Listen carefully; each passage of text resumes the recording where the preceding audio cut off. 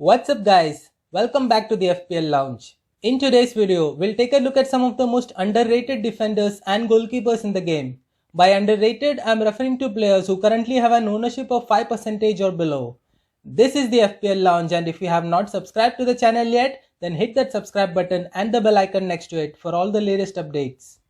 Let's begin with the only goalkeeper that I have on my list, Unai Simon from Spain. At a price of 5 million, he has an ownership of only 1%. He plays his club football in the La Liga for Athletic Bilbao, for whom he has kept 9 clean sheets this season. He averages 1.9 saves per game in La Liga. The big question here is, will he start as Spain's number one choice ahead of David De Gea? Well, if you ask me, then he should and probably will. He has started the last 5 competitive games for Spain, and De Gea has not been in the best of forms. He recently lost the Europa League finals in a penalty shootout without even making a single save. That, I think, is surely gonna work against him and benefit Simon. Spain have a nice group that includes Sweden, Poland and Slovakia. There are questions about Spain's defense coming into the tournament, especially after the exclusion of Sergio Ramos. But I think considering the talent they have, the group that they are in and the home advantage factor, the Spanish defense should do well. The first defender on the list is Leonardo Spinazzola from Italy. At a price of 5.5 million, he has an ownership of 3%. He plays for Roma in the Italian Serie A, and this season he has scored 2 goals, provided 4 assists and created 9 big chances in the league. In the Euro qualifiers, he started 2 games and provided 1 assist. The other teams in Italy's group are Turkey, Switzerland and Wales, so the potential for clean sheets is high. They conceded only 4 goals and kept 6 clean sheets during Euro qualifications. So if I were to bet on any team for clean sheets, then it would be Italy. The big question, however, is who is going to start in defense for Italy, because there are a lot of defensive options. Florenzi seems to be the first choice right back. The veterans Chiellini and Bonucci are expected to start in the center, but considering their age and form, one of them might be benched for someone younger like Bastoni. Bastoni can also play on the left, and there is also Emerson, who hasn't been added to the squad yet. Emerson, however, has hardly played any club football this season, so it would be interesting to see how the Azzurri line up at the back.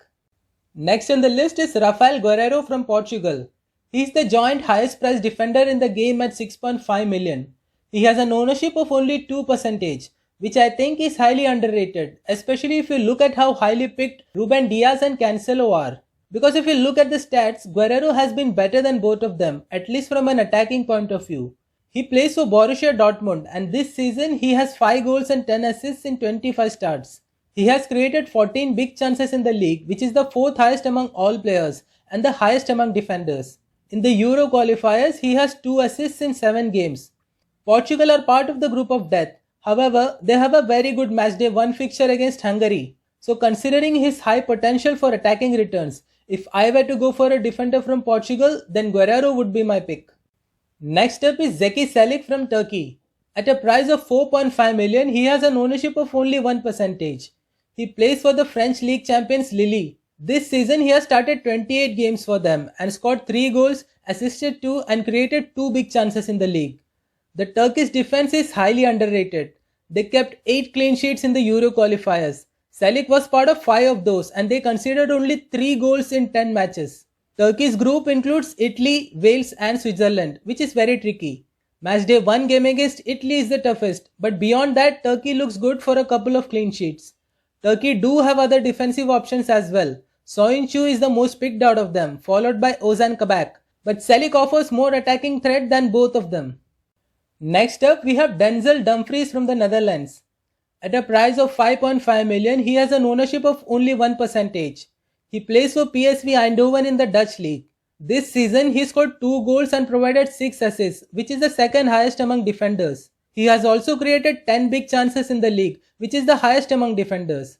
For the Netherlands, he has started 3 out of the last 5 games, and he looks pretty much nailed on for them. Netherlands have a decent group that consists of Ukraine, Austria and North Macedonia. Now if you look at the Dutch defense, De Ligt is the most owned player with 39%. At the same price, Dumfries offers more attacking threat. As a defender, De Ligt is one of the best, no doubt, but from a fantasy football perspective, I think Dumfries is a better option. The last player on the list is Joachim Mahele from Denmark. He is priced at 4.5 million and selected by 1% of the managers.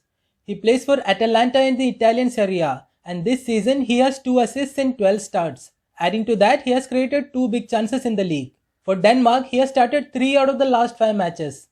Denmark faced Finland on matchday 1, followed by Belgium and Russia. Especially in matchday 1, you could expect a clean sheet from a pretty solid Denmark defense.